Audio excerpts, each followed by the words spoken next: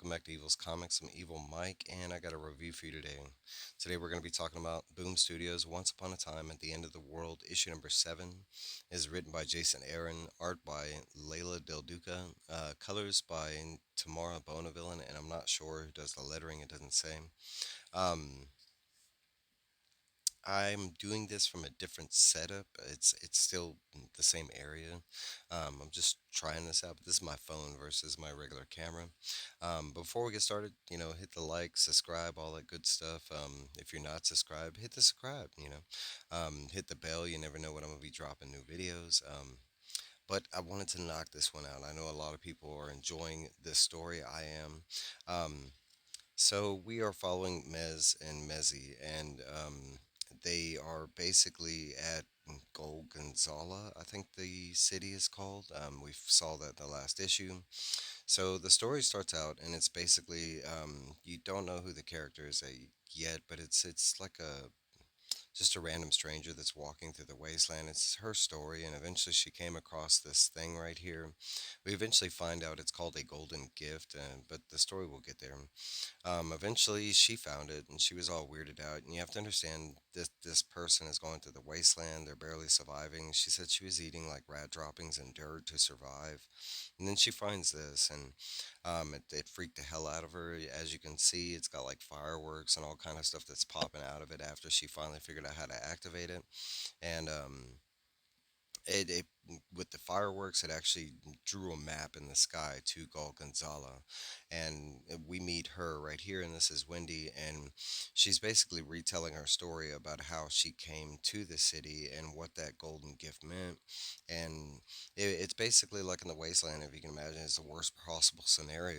There's like acid storms, and there are people trying to kill you for food and all. It's the end of the world stuff. So her finding that gift is like the most like special thing ever or whatever. And that's basically what they're doing. You find out it's this show and tell kind of like day that they have, or but basically there's a timetable at this point, and right here we basically get, it says like day 947. As the book goes through, it kind of shows you like how it goes back, and it shows you how they first started at Gola Gonzala, Mez and Mezzi, and I might be saying that right, wrong, Gola Gonzala. um, this right here is basically the engine of the city, and we find out that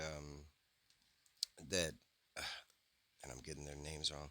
That Mez, that's how he kind of, you know, keeps the city running or whatever, is with this hole in the ground, and that's where the green is coming from. Um, they kind of explained the whole purpose of Gala Gonzala as far as like, what they want to do here, and basically they want to destroy all the ruins, kind of thing, and eventually they want to rebuild and have a like a safe space kind of thing. They show you that within the first year, day 285, they got their first fresh fruit kind of thing. They start, basically being able to cook and stuff like that, not eating just trash. But as the story goes on, they start exploring something else, that they wanted the city to really like explore what love meant. Being out in the wasteland, it was like, the worst situation for any one person to go through. So when they got here, they wanted to kind of share the love that they were expressing. So in Gala Gonzala, it's kind of explained that love can be like experienced any way you want it to be, and it doesn't have to be that way either. It's just up to you, kind of thing. Um, so there is a story right here about this guy. It's about this girl and how she explains that she's had a relationship like for 300 days or something like this with this one guy, and eventually she met this other guy, and she kind of fell in love with him. She was honest with the other guy and kind of explained that she wanted a relationship with the other guy, and it kind of turned into this three-way situation, not all at the same time, but she was allowed to have like two boyfriends kind of thing, and both boyfriends were happy with it. We go to like day 411 here, and it's basically Messio getting ready for his first date that's not with Mezzi, and they kind of explain that idea that everybody has multiple mates kind of thing. And we've already seen that from the last issue because they already kind of had this, grand orgy kind of thing. Um, they kind of show you different scenes and stuff like that. But there's this room, and it's like I'll have to read what it is, but it's the cuddles and compliments party room.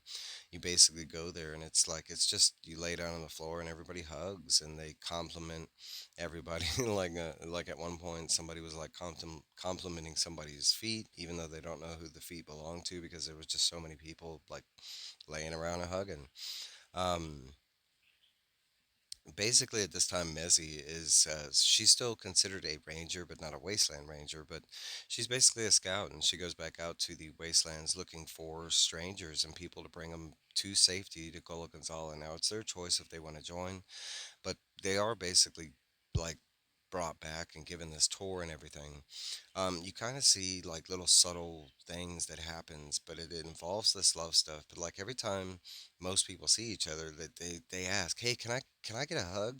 And you see that most everybody is very giving with the hugs and stuff. Everybody's really happy here, and on top of that, it's weird for most people to see at first, and they do show you that, it takes an adjustment for new people that are brought here to see all this like love and this encouragement and you know uh, just appraisal and everything like that. So that's kind of what this issue is talking about, like showing you new people that are, how they would adjust to the situation, how it's explained by Messi and Messio as far as like the whole situation goes. But they kind of show you some of the different rooms, like they have like this giant slide, the last library on Earth. They have this massage room where you can go get a group massage kind of thing, and that's all it is, a massage. They have like a pillow fight. They have a kink room, and then she kind of explains like, don't judge, in the kink. They have a like, and yes, there's nudity, but they have like I forget what this one is called, a year-round clothing optional Christmas hot springs, and that was specifically designed by Mezzy herself. She loves the water and skinny dipping. Um, we get a major piece of the story, but I mentioned it before, but it's called the engine room, and that's basically where the green was coming from. We get to see the date, I think this is, and this is with Maceo and this girl Wendy that we met in the beginning, and that's the like date that he was going on or whatever. But we kind of get like some kind of bigger hints because remember they've already told us that, and this story is called, and I'll flip back, it's called The Rise and the Fall of Gala Gonzalez. So we already know, especially because they've shown us some stuff in the future, that this doesn't like pan out to be all successful. Eventually something's going to happen that's going to be the fall part of Gala Gonzalez. So they kind of setting this up with the engine room, and she kind of Wendy's the one that kind of paints some questions about like, is it supposed to be this active? Are y'all worried about it? And Messi just kind of explains, and he has this like, this intelligent way of doing it, but at the same time, it's kind of he's not really thinking about all the angles and stuff like that.